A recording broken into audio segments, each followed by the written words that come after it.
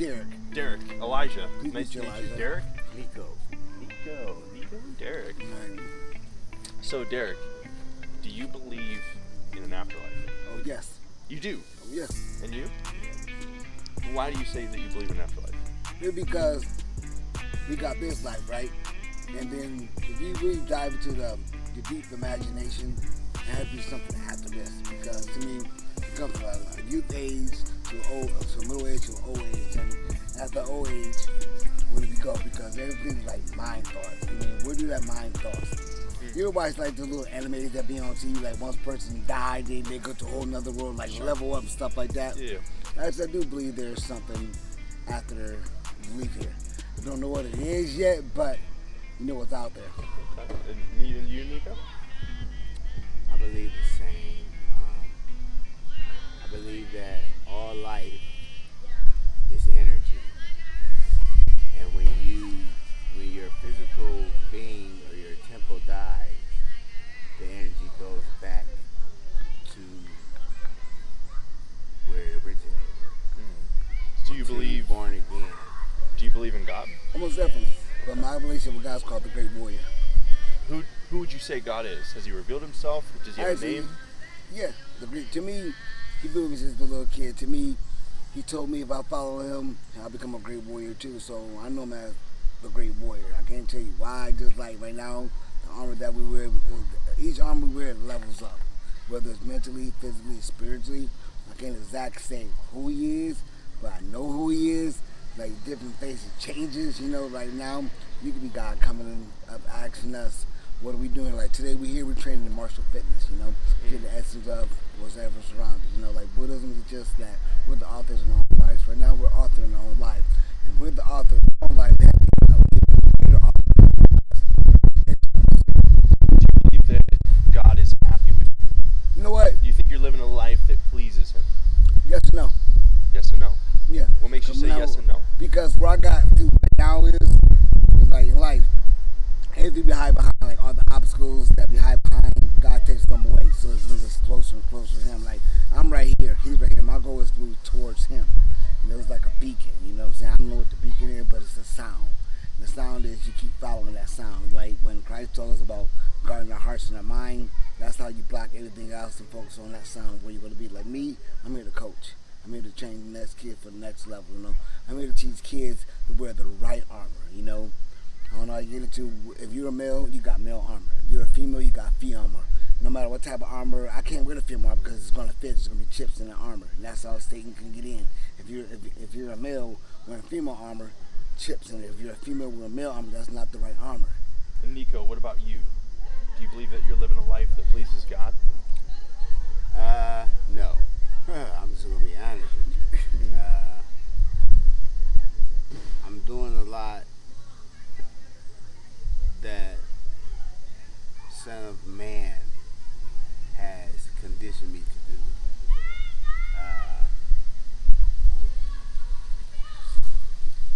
I sin. I don't do it on purpose, but I guess the human nature.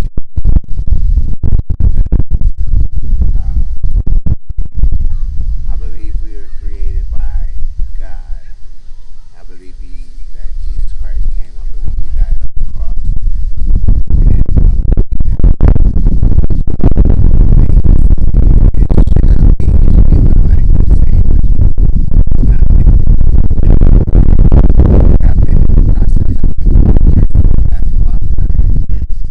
So I've been in the process of trying to repent.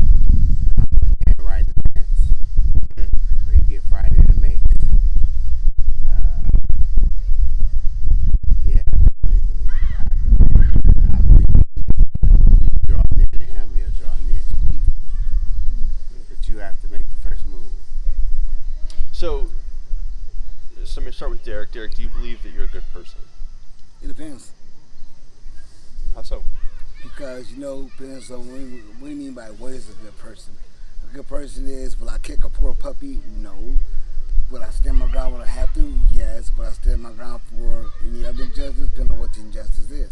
So I can't say good or bad, but what is good. Based on God's standards. You know what? I'm there. I'm all right. challenge that. Go for it. How many lies have you told in your life?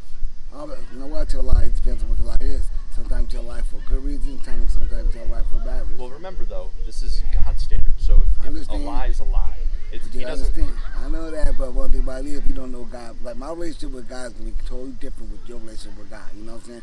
Me and my God, we joke. I can go in. I like to wrestle. I challenge God to matches all the other time. You know, we go at it.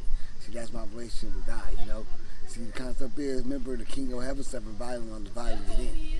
When I go up to heaven, I argue with God. God argue, he laughs. Sometimes it is, he turn all upside down because he know no matter what, I'm gonna keep coming. So have you? Let's say, can we say that you've at least told one lie in your life? Oh yeah. That's been bad. You know what? Depends on, like I said, it depends on. You can't say what the lie was bad is. Like, all right, if I bust the window, nah, I ain't bust that window. Now a little kid lie. Sure, we can though, because if I tell a lie, even just one lie, I'm deceiving. In nature, I'm deceiving. Even if it seems like a white lie, as we would say a white lie, we would say, oh well, you know, you just tried to protect that person. It's still deceiving. You know what the concept is? Each person relationship a lie. If God already knew I was gonna tell a lie. That's why he put the lie in me. Right now is. Well, God didn't put the lie in you. Actually, technically, you see, like I said, everybody's relationship with God is different. Right now, no matter how you try to challenge it, my mind, I'm going to challenge it back because I don't look at it from a West point of view. Everything I comes from more of a universal Eastern point of view. So, if I come at these are like my universal truths. Like, what you may think is a lie, that's you. And what I may think is a lie, that's me. It's not based on my standard. It's not based on Elijah's standard. It's based on God's holy I standard. understand, but we don't know God's holy standards. All we know is what we're putting in the book. And what's been in the books that have written the basic instructions before leaving Earth. I mean, like I said, my relationship is different. But everybody else with God. How you come at God, that's how you. How I come at God, God already know I'm going to tell the lie. Because on what the lie is. Have you ever stolen anything, regardless of value? Right. So what do we call somebody who steals things? Oh, thieves. You know what? We all go steal. Have you ever taken God's name in vain? No, it's blasphemy. Yeah. That's called blasphemy. I understand that, but I'm not afraid of that whole blasphemy. How you try to say it, how you try to do it. But God already know I'm gonna say it. Right now is He know we gonna say it. You know, He said, "Forgive them, Father, if they sin." Nah, I don't know how it goes, but there's a quote. He already know we gonna sin. Like, what you may think is blasphemy, I don't.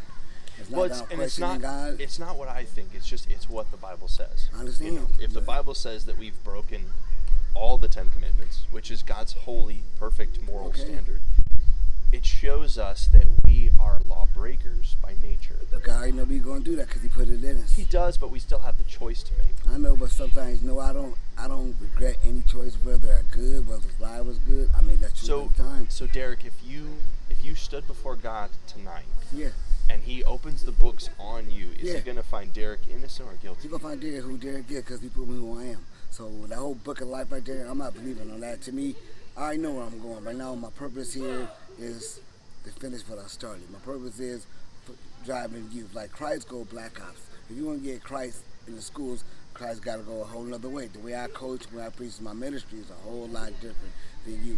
I mean, my mind won't change about if I go to heaven. Hey, am I going to heaven or hell?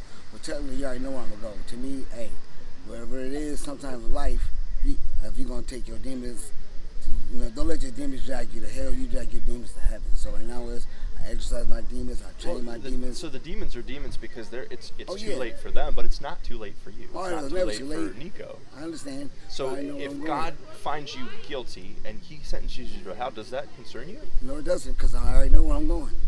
But it should concern you. No, it doesn't. It concerns me. See, my fear of the Lord is not your fear. Like I said, my relationship with God is totally different. Whenever I leave this earth 125 years from now, wherever my foundations is built, because Methuselah, all those guys. So Jesus in John chapter 10 He said, I am the good shepherd, and I know my sheep. He says, I am the door. He said, anybody who comes in any other way is a thief and a robber. He says, He is the way, the truth, and the life. We can't come to God by any other way. But that right there, those folks don't have no fear in my heart. You know what I'm saying? This is for conviction. Well, and so Derek, let's say you were in the door of an airplane 10,000 feet up, and I have a parachute on and you don't. Why would you put on a parachute? Oh, if the plane going down, so I can save myself. Right, but why would you do that? Because you know what? I mean, I've been trying to fly for the last almost 40-something years. You don't want to die. I can't fly. You'd be afraid to die, right? No, I'm not afraid to die, but Sheila Cheese's life is definitely left for warrior. If there's, like, to me, boom, wherever this mark right here, hey, if it was my time, I'd have went. Well, 30 Derek, your years most prized, precious possession is your life. ago. I know And that. the reason that you would put on a parachute is because you value your life and you don't Right. want to die. And you know that the parachute is going to save you. Most definitely. So the best thing that I can do, Derek, is hang you out of the door of the airplane just for a few seconds to pull you back in and go, hey, you need to put on the parachute. Because it's a fearful thing into the fall into the hands of an angry God. I understand. And so therefore, what I've tried to do is to put the fear of God in you. There's no fear. So Fear that in you God can- is more of a fear of respect. That's a reverent thing. Fear not, oh, I'm scared. See, fear of Well, God sure. is a deep respect, and I do have a deep respect for God. Yeah, it's a reverence. It's not a he's going to squash me fear. It's a Understand. I reverence him because he created me. Right. But the realize is if we've sinned against I God. understand. But no, I ain't sinned against God, I sinned against mankind. Like I said, my relationship with you, like I said, God put me here to be a warrior. You know Well, what you I'm haven't saying? sinned against me No, though. I'm saying you want to look at it too. God put me here because warriors. No matter words are semantics. No words can be changed. No matter what word you can feel right now, I have no fear of God. I have a respect of God.